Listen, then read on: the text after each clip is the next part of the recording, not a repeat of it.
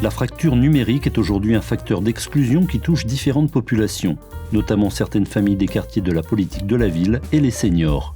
Le territoire Grand Orly-Seine-Bièvre n'échappe pas à cette problématique. C'est pourquoi des services de l'État et des associations interviennent auprès des habitants pour les accompagner sur le chemin de l'autonomie numérique. C'est le cas de France Service, le relais des services publics situé dans le quartier du Noyer-Renard à Athis-Mons. Bonjour, je suis Catherine Long. Je travaille à la ville d'Athis-Mons, à la maison France Service. Je suis référente et je dépends de Madame Nathalie Paco, qui fait partie du pôle citoyenneté. Alors, France Service, c'est un lieu qui donne accès via l'outil informatique à plusieurs services. Nous sommes là pour aider les personnes, du coup, dans l'outil numérique pour 9 opérateurs, la Poste, les impôts, l'assurance maladie, Pôle emploi, la MSA, l'assurance retraite, le ministère de l'Intérieur, le ministère de la Justice. La principale mission de France Service, en tant que guichet d'accueil, c'est d'aider les habitants, les usagers, dans leur démarche administrative via l'outil informatique. Alors nous sommes 3 agents sur la structure, dont 2 dédiés vraiment à France Service. Nous sommes là pour aider les personnes dans leur démarche en ligne. Sur l'outil informatique, nous pouvons scanner leurs documents parce que bien souvent, ils ne peuvent pas le faire ou ne savent pas le faire. Il y a 2 postes du coup informatiques à l'accueil pour ces personnes-là.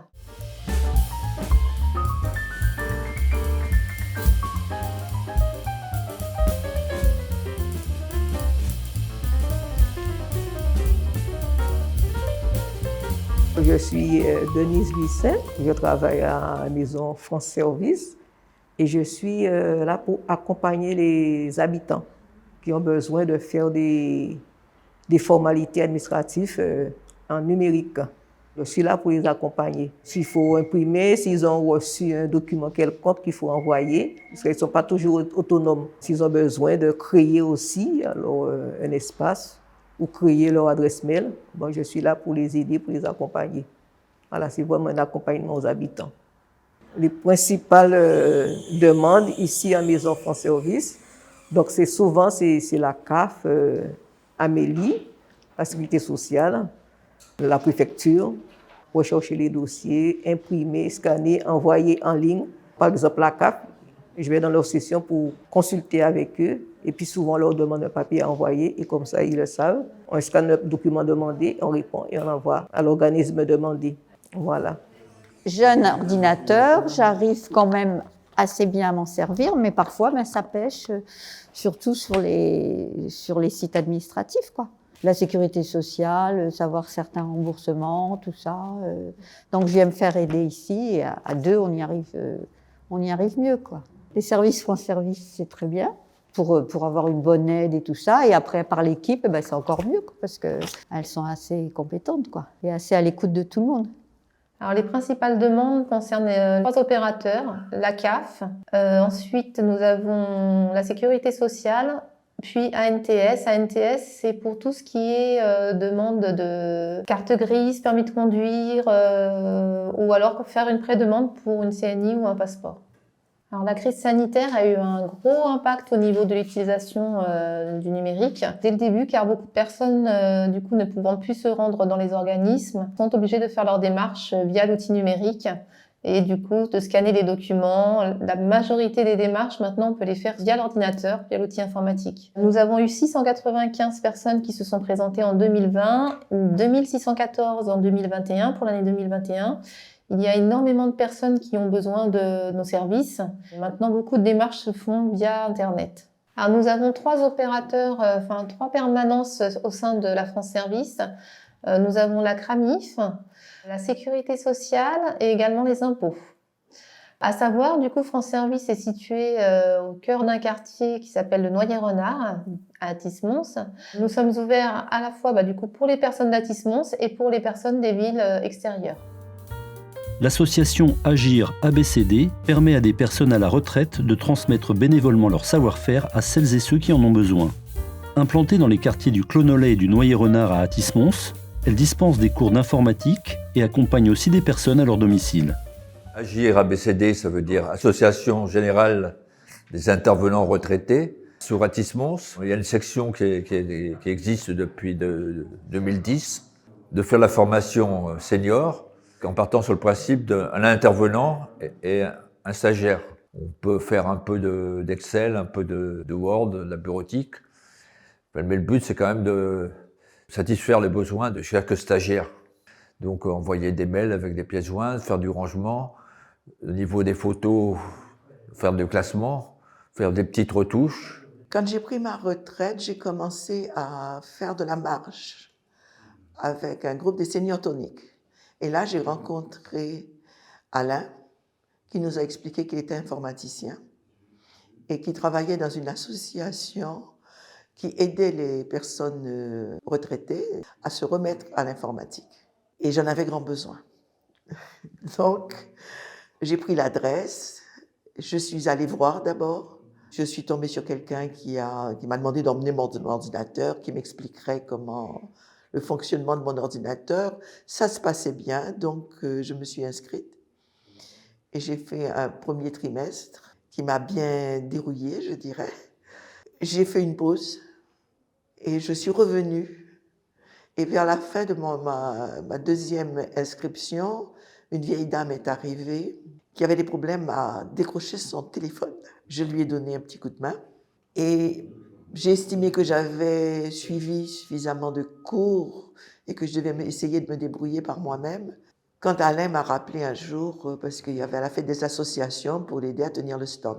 Les stagiaires que je forme, ou l'association ABCD forme, déjà ça consiste un senior pour un stagiaire, senior entre seniors. C'est eux qui imposent, c'est le stagiaire qui impose leur rythme.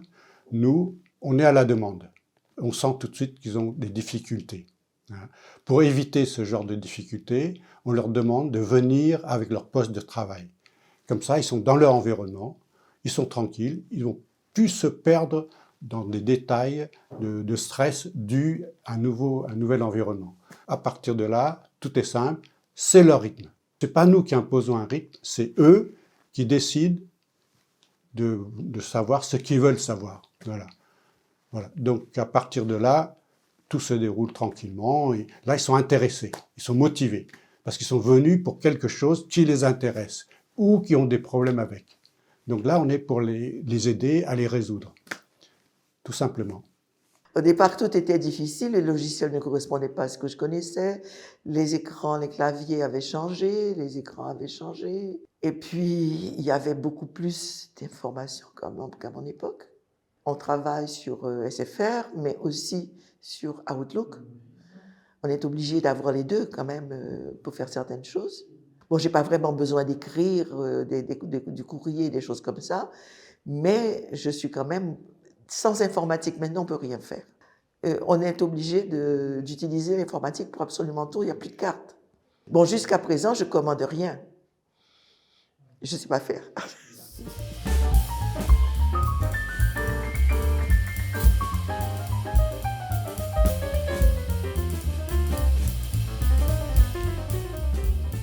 Utiliser un ordinateur après plus de 10 ans d'arrêt, c'est comme si j'aurais démarré à zéro.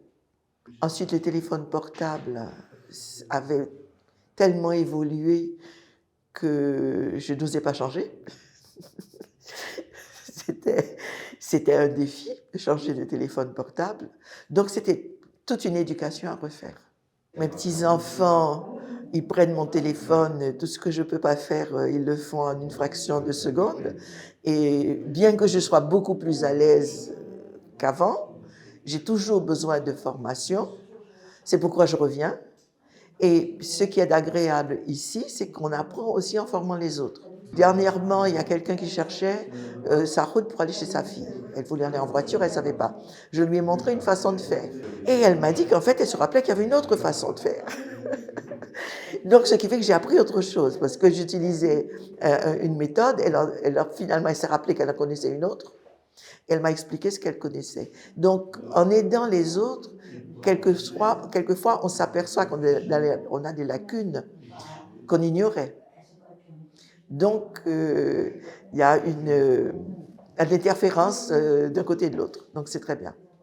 Agir ABCD se compose donc de seniors, formation de seniors pour les seniors, parce que nous avons remarqué que tout public qui est formé par des formateurs lambda, d'âge normal, ne sont pas des seniors en tout cas, eh bien, ils ont une réflexion trop rapide, trop stressant pour les jeunes, pour les seniors, qui ont un rythme plus lent. Il faut leur parler calmement, bien discerner, bien préciser les choses dont on parle. Il ne faut pas leur dire « voilà, vous faites ça, vous faites ça, vous faites ça ». Ce n'est pas précis. Et eux, ils sont déjà stressés.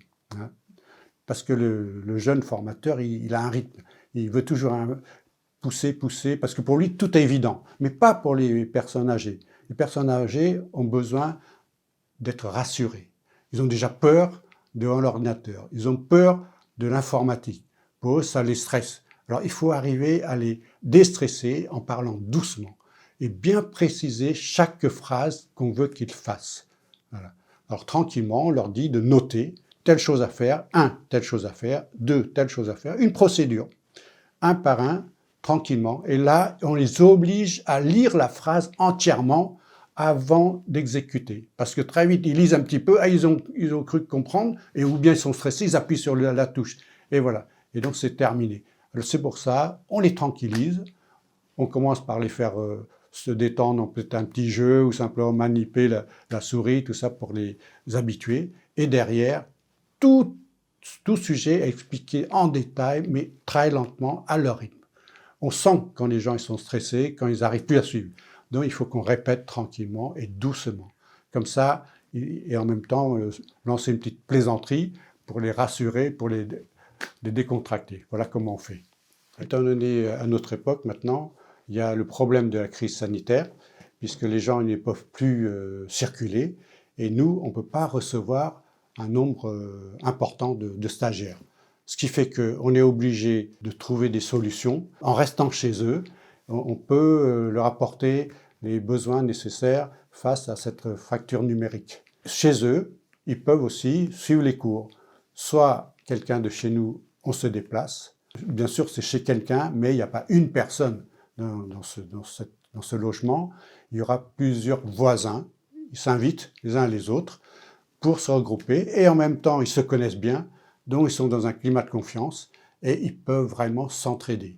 Donc nous, on les pousse, on les stimule à se réunir et à écouter ensemble l'enseignement qu'on leur donne. Du coup, s'il y en a un qui oublie, l'autre peut rattraper, peut les aider. Parce que là, on voit qu'ils sont trop isolés, ils n'ont rien, ils ont des besoins qui sont de plus en plus pressants. Et en plus, de fait d'être isolés, ils sont vraiment perdus et tout, ils ne peuvent rien faire. Et ça les motive beaucoup. Alors, pour les aider, on pénètre chez eux et on apporte notre soutien. Voilà, pour éviter qu'ils soient complètement abandonnés.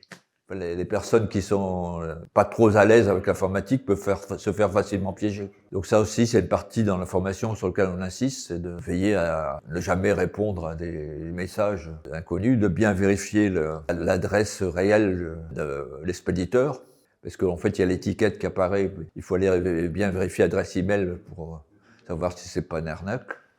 Donc cette partie-là, c'est aussi important qu'on les forme. Le recours de plus en plus important à l'informatique et à Internet dans la société facilite la vie de beaucoup, mais crée des difficultés supplémentaires pour d'autres. Dans ce contexte, les interventions de l'État et des associations sont plus que jamais nécessaires pour l'égalité entre tous les citoyens. Moi, je souhaiterais dire quand même que nous sommes là pour aider les personnes du coup à utiliser l'outil numérique dans toutes les démarches administratives. Nous sommes formés, nous savons faire certaines choses, mais nous ne savons pas tout faire non plus. Nous n'avons pas la technicité qu'ont les personnes vraiment de Pôle emploi ou des impôts, enfin tous ces organismes.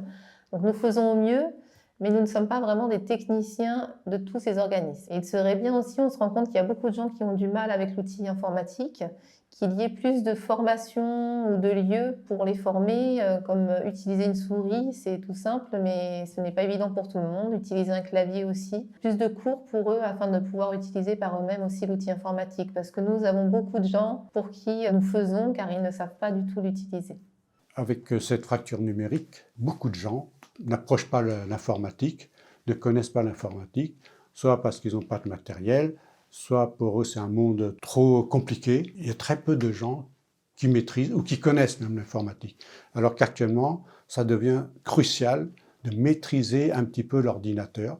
En faisant les actions à la mairie, permanence numérique, écrivain public, on s'aperçoit qu'il y a un très gros besoin au niveau de la population. Alors beaucoup n'ont pas d'informatique, d'ordinateur, donc on essaye d'en trouver, de recycler, on peut les donner si on en a. Sinon, on forme régulièrement les gens, on vient très souvent les voir pour qu'ils puissent s'habituer à faire leur démarche administrative, qui devient maintenant obligatoire.